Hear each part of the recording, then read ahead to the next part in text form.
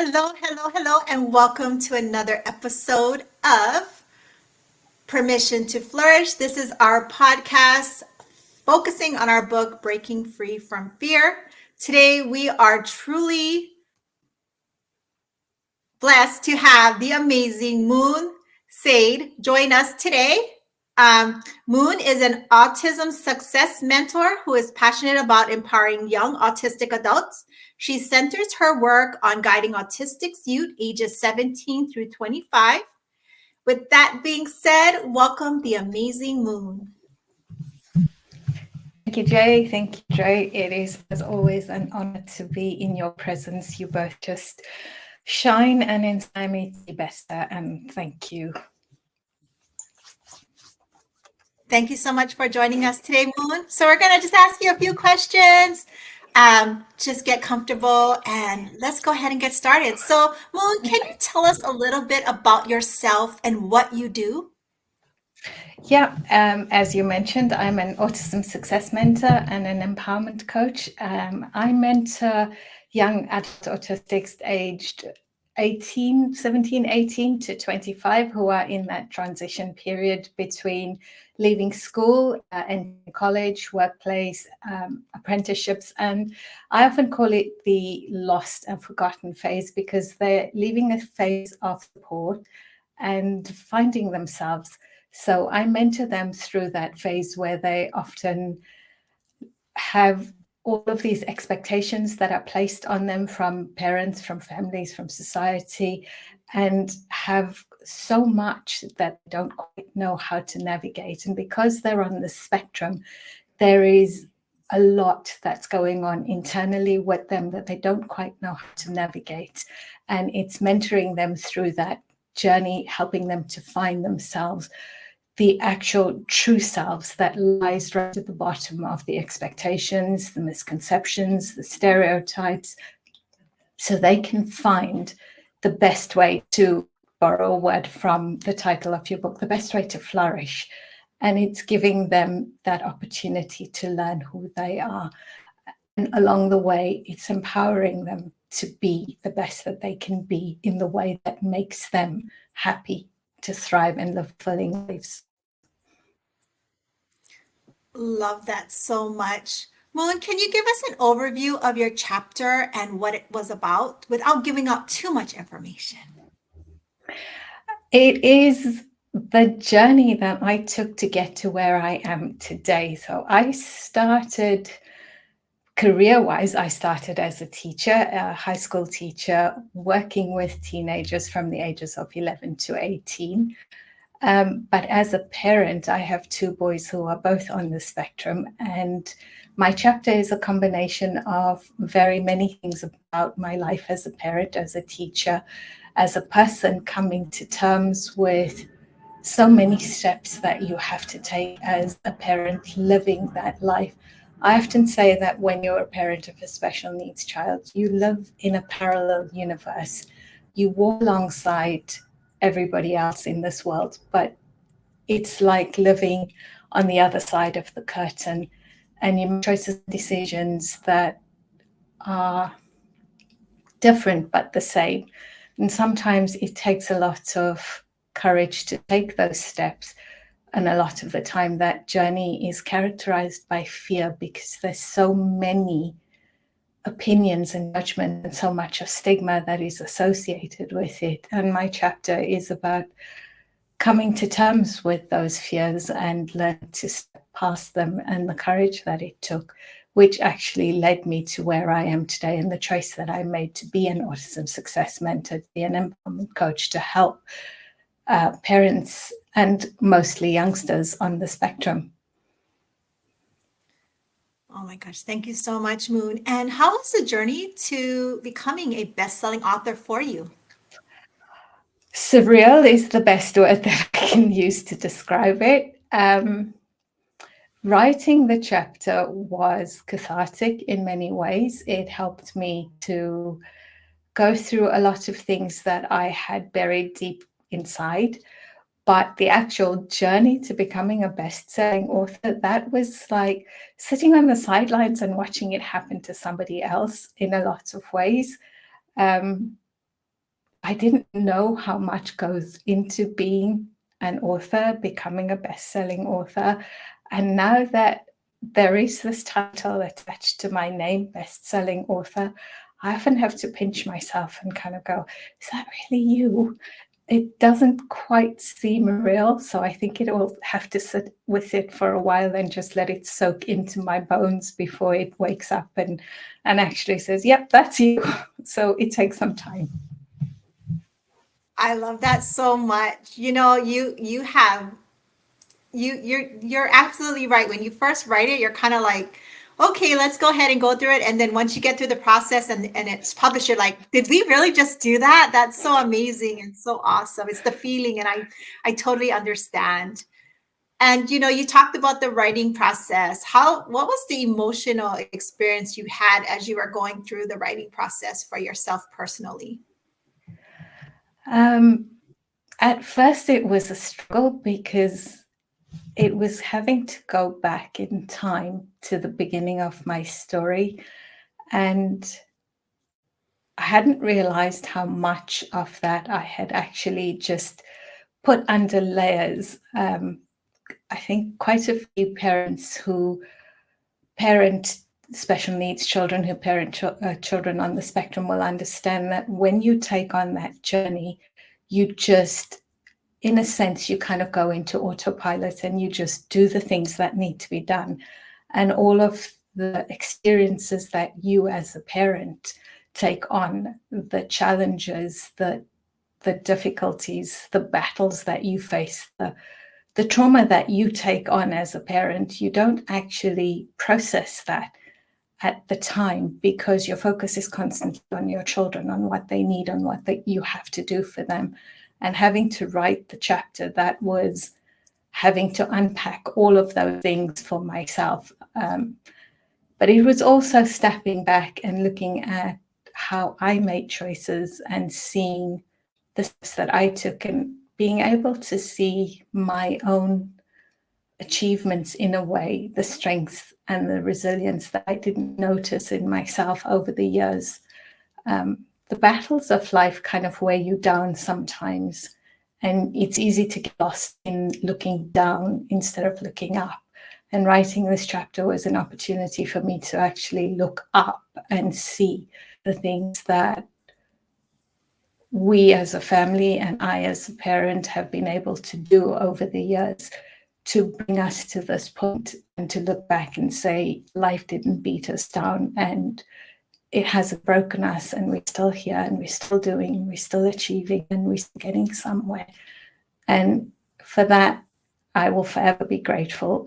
And my boys have both read the chapter and they see different, like in their own lives, they can see a different perspective. And that's something that's amazing to me, is they can see their own life from a different perspective. Oh my gosh, that is so amazing. The work that you do is just absolutely amazing and necessary, and you are reaching and helping so many different individuals. How Thank was you. the collaboration with the other authors and the support from the team? Knowing that other people were writing their stories and being brave enough to share their fears was a huge thing in being able to be honest and open and vulnerable in writing mine, being part of the group and hearing other people talk about when they got to a certain point or were able to write certain parts of their chapter, and sharing that sort of openness and vulnerability made it easier because I didn't feel like I was alone. And having the team around to just be able to say, I have a question about this, or I don't know how to do that. And having, for me, it was almost instantaneous response. If it wasn't immediately the same day, it was the next day. And I felt completely and totally supported in doing what I needed to do. So it wasn't a case of there's this huge part of my life that I've not shared with anybody before. And now I'm having to share it, not just with this team, but potentially the whole world. and I'm left to do it all by myself. There was never that sense as I went through this. I always knew that I was supported and nurtured in doing this, and it was going to be done in a way that honored my story and respected how much I was sharing. Moon, from your chapter, can you share one or two tips or even a secret about your chapter? The biggest thing that I would say that you can take away from my chapter, the secret, is that fear is a very seductive mistress or master, but it is also very misleading. And sometimes what you need to do is just squint your eyes a little bit and look beyond that seductive facade. And on the other side of that, you see the true prize, which is courage.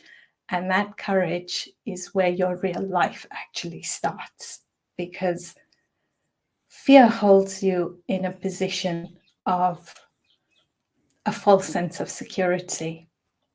And when you go through my chapter, you'll find that that is actually what you come to. And there are tips in there about how that actually impacts on life. That is such a great analogy. I love that. What's the best way for people to contact you?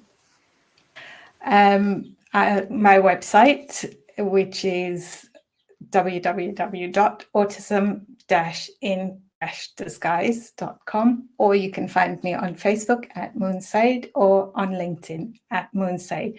It's simple and straightforward. And we're almost halfway through the year. What's on the horizon for the rest of 2024 for you? Ooh. 2024 is a year where I have a few things going. So there's more books coming. There's going to be a television show that will be aired on Amazon later in the year. There's a podcast planned as well, and building up my mentoring and coaching program. So I have a really amazing 4-step program that is designed specifically for young adults, and it takes them literally from a foundational phase to a metamorphosis throughout. And I'm working on collaborating with businesses so that they have somewhere to go once they finish a 12-month mentoring program with me. So there's a lot in the works, and there's a lot that I've got planned. You have some amazing and great stuff. I can't wait to see everything come through, and seeing the Amazon. You said an Amazon movie is coming out as well, or a television show? It's going to be it's a television show that's kind of a panel show of hints, tips, advice that will be aired on Amazon, but it's not part of Amazon. So there's more to come on that. You just need to keep an eye on my socials and you'll find us more. I will. I was trying to get some insight, but I will be on the lookout for that. So do you have any final words or anything that you would like to leave the audience with? The simplest and most effective thing that I've learned in life is take everything one step at a time. We often overwhelm ourselves by looking at the bigger picture, which is wonderful, and it's great to have a big picture at the end. But trying to get to that big picture, we kind of jump ahead of ourselves, and that's where we get lost, and that becomes very overwhelming. And especially whether it doesn't matter whether you're neurodivergent or neurotypical, the simplest thing is to just take it one step forward every day. I live by that. And when I turn and I look back at life, I am constantly amazed by just how far and how different life looks. And if you ask me how I got here, all I can say to you is that I put one foot in front of the other every day and just moved forward. So it's not rocket science. it's just one step forward every day, and you'll be amazed by where you go. So amazing. Moon, thank you so much for taking the time to join us today. I just love everything that you do, how much you help everyone throughout the community. And with that being said, I'm going to turn it over to Dre for some final words. Yeah, thank you, Jay. Moon, I just want to say, just thank you for saying yes to the opportunity.